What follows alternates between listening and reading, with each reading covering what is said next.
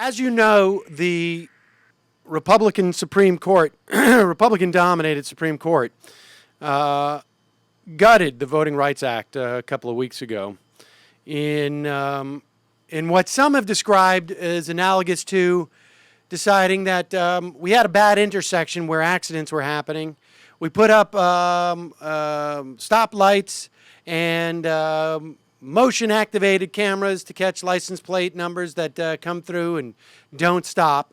And since we have now gotten rid of all the traffic accidents there, we should get rid of those things. And as soon as the Voting Rights Act was struck down, we had half a dozen states across the country ramping up and reinstituting their voting laws, which were designed to suppress the vote of generally minorities, more generally Democrats, but to a large extent minorities.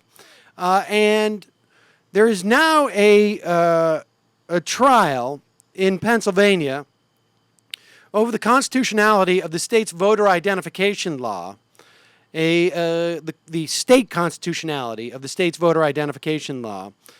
The other day, 2 days ago, Bernard Siskin, a statistical expert who has been a consultant for a variety of government agencies and companies, including the FBI, testified that about 511,000 registered voters in Pennsylvania lack the state issue IDs required at the polls under the law.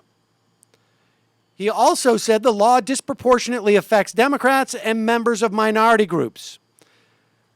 They are 3 times as likely as Republicans, Democrats are, and minorities about twice as likely as whites to lack the valid ID needed. This is relevant because the state's constitution would prohibit a law that disenfranchises large number of voters. On top of that, and just if you wanted to know the agenda behind this, we already know that a Pennsylvania state lawmaker back in the day said that Pennsylvania was going to go to Mitt Romney because we were able to pass voter ID law.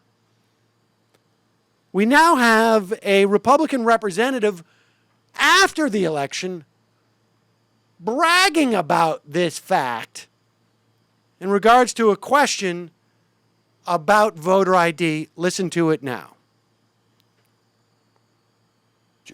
Do you think all the attention drawn to voter ID affected last year's elections? Yeah, I think a little bit. I think we probably had a better election. Think about this. We cut Obama by 5%, which was big. You know, a lot of people lost sight of that. He won. He beat McCain by 10%. He only beat Romney by 5%. I think that probably voter ID. Wait a second. Stop this. Play it again. Listen to the question.